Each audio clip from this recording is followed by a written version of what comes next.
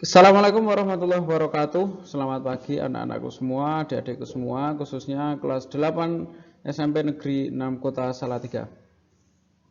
Gimana kabar kalian? Semoga sehat selalu, diberi kenikmatan, kesehatan, keimanan, dan lain sebagainya.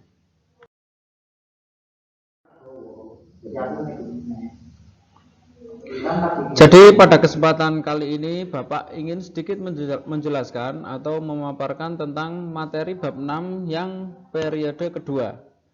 Ya, yang kedua yaitu Daulah Umayyah di Andalusia sekitar tahun 756 Masehi sampai 1031 Masehi.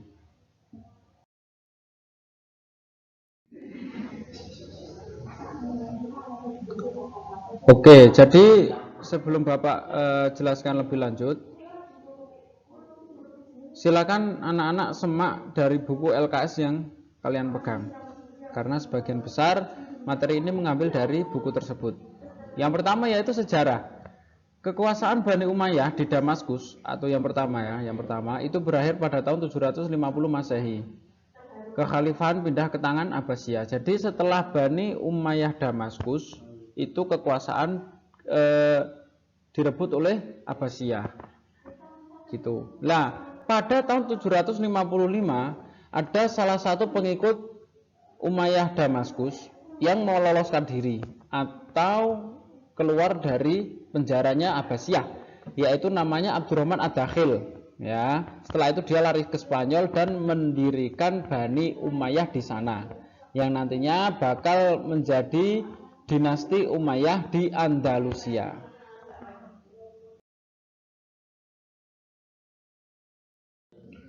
Nah, pertanyaannya, apakah wilayah kekuasaannya sama seperti ketika di Damaskus, Pak? Ya. Wilayah kekuasaan dinasti Umayyah di Andalusia itu lebih besar, ya. Jadi kekuasaannya lebih besar. Seperti itu. Itu adalah peta Andalusia. Di situ ada Cordoba, ada Sevilla, ada Huelva, ada Cadiz, Nevada, dan lain sebagainya.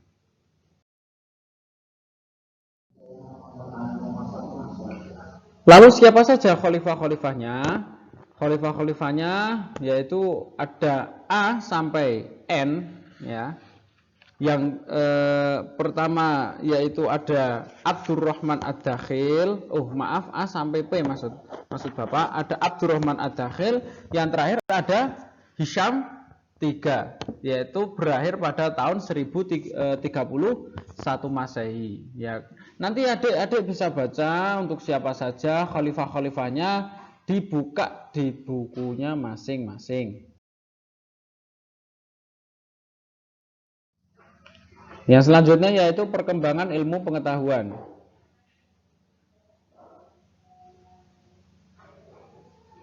Jadi pada masa kepemerintahan dinasti Umayyah, ilmu pengetahuan mengalami kemajuan yang sangat berarti atau mengalami kemajuan yang sangat pesat, terutama pada masa kepemerintahan Amir yang ke-8 dan ke-9. Ditandai dengan adanya bermunculnya Universitas Cordoba yang memiliki perpustakaan dengan koleksi buku kurang lebih 400.000 judul buku. Itu adalah jumlah judul buku yang sangat banyak pada saat itu.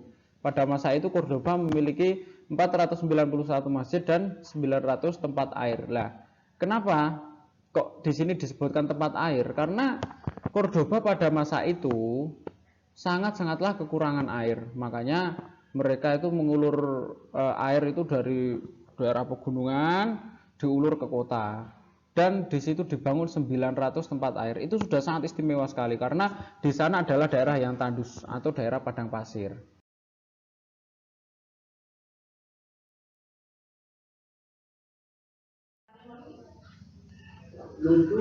Perkembangan pendidikan. Pada masa dinasti Umayyah di Andalusia, pendidikan merupakan salah satu tujuan mutakhir atau pendobraknya dinasti Umayyah di Andalusia itu adalah pendidikan. Dengan itu banyak sekali perkembangan pendidikan saat itu, bukan hanya dari segi keagamaan, akan tetapi juga dari segi pendidikan umum. Misalnya ada ilmu kimia, ilmu kedokteran, sejarah, bahasa dan sastra, astronom, matematika, fisika, dan lain sebagainya, masih banyak sekali.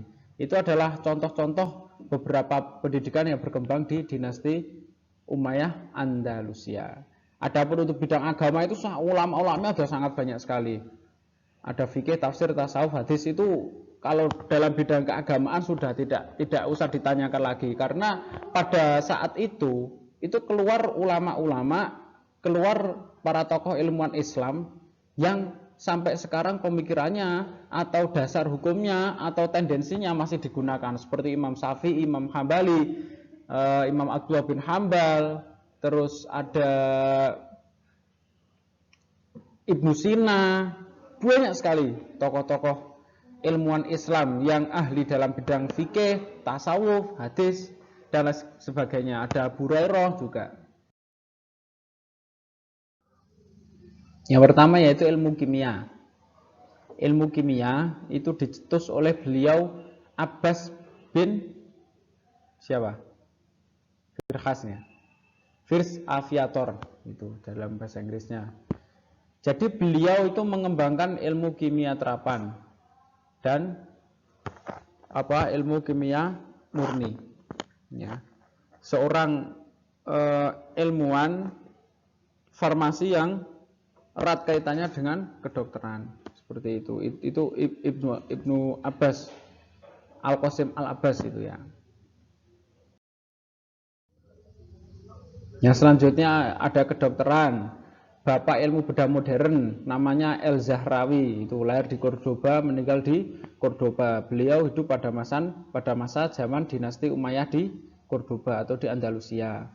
Itu menyusun kitab ilmu kedokteran At-Tasrif Ilman Ajza an At-Ta'lif, ya, menjadi dokter terpercaya kekhalifahan, membahas berbagai teori kedokteran dan lain sebagainya.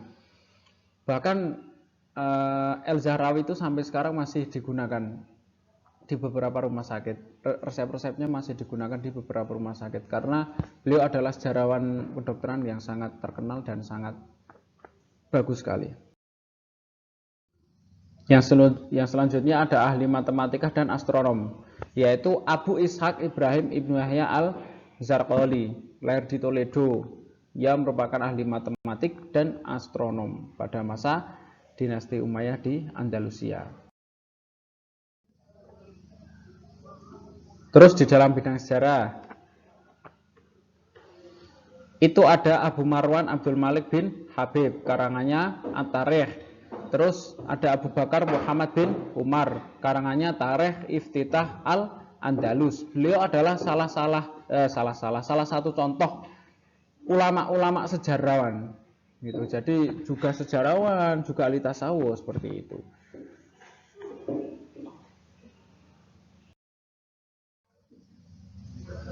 Selanjutnya yaitu bahasa dan sastra. Ada Abu Bakar Muhammad bin Umar. Ia adalah seorang sastra dan ahli nahwu. Karangannya adalah Al-Af'al. Karena apa? Seorang sastra dan bahasa pada saat itu sangat mahal sekali. Jadi ada sedikit reinkarnasi atau pembentukan ilmu bahasa Arab di masa dinasti Umayyah Andalusia. Jadi ilmu nahwunya itu ditekan lagi. Nah, salah satu tokohnya adalah siapa? Yaitu Abu Bakar Muhammad bin Umar. Beliau mempunyai karangan yang namanya Al-Af'al. Yang selanjutnya di bidang ilmu keagamaan, yang sudah saya terangkan tadi. Di dalam fikih itu ada Imam Hanafi, Imam Malik, di hadis ada Abu Hurairah, terus ada Ikramah, ya. Dalam bidang tafsir ada Abdullah bin Mas'ud. Beliau ini adalah ulama-ulama termasyhur, ulama-ulama yang dikenal banyak kalangan sampai sekarang. Terus pertumbuhan kebudayaan. Yang pertama yaitu ada arsitektur, organisasi militer, perdagangan dan kerajinan.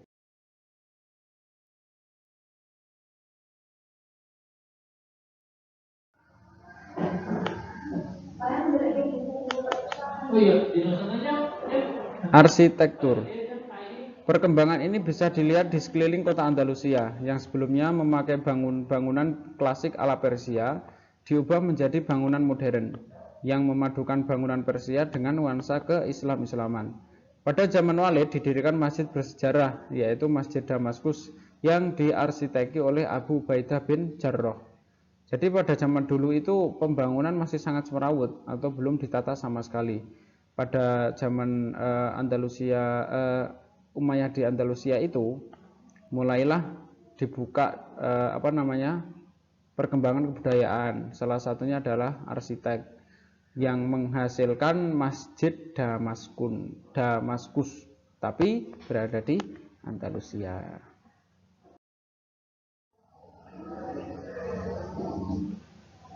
Hampir semua orang yang hidup pada zaman itu menginginkan menjadi militer. Karena apa? Banyak peperangan, ya, banyak kontra. Makanya disitulah dibentuk organisasi kemiliteran.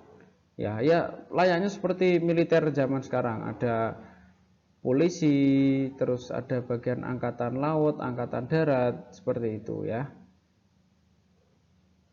Bertugas khusus di bidangnya masing-masing, seperti layaknya tentara dan polisi zaman sekarang.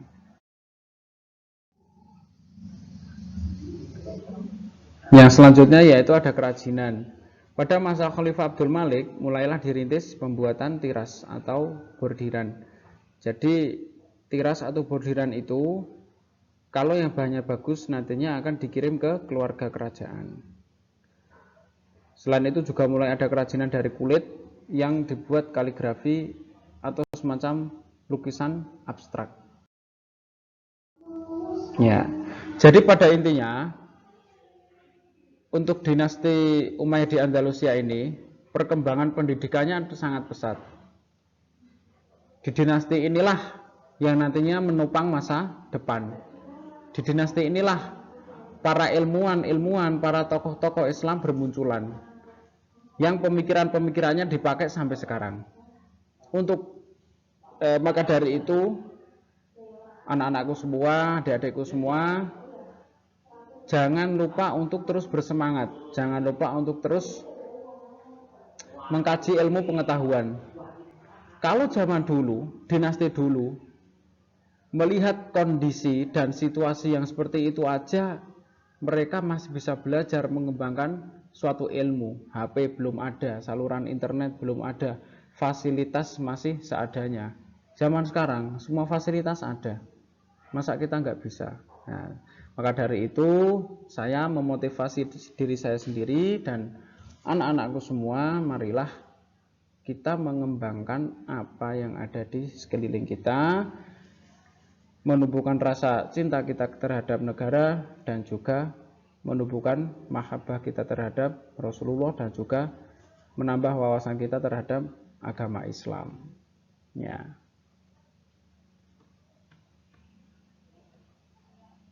Jadi apa manfaat kita setelah mempelajari bab 6? Yaitu untuk mengetahui peristiwa-peristiwa di masa lalu. Sejarah itu untuk dipelajari dan diketahui, bukan untuk dibiarkan. Yang kedua, untuk memperkaya wawasan dan pengetahuan tentang sejarah Islam. Dapat menjadi bahan berharga dan bahan renungan. Karena apa? Ini harganya sangat mahal. Sejarah tidak akan bisa terulang lagi. Jadi yang sudah ya sudah. Itu adalah pelajaran. Makanya kenapa berharga? Karena sudah tidak bisa diulang kembali. Yang terakhir yaitu dapat menjadi sumber motivasi untuk siapapun, terutama untuk yang membaca, yang mendengarkan ini, terutama untuk kelas 8 SMP Negeri 6 Salatiga.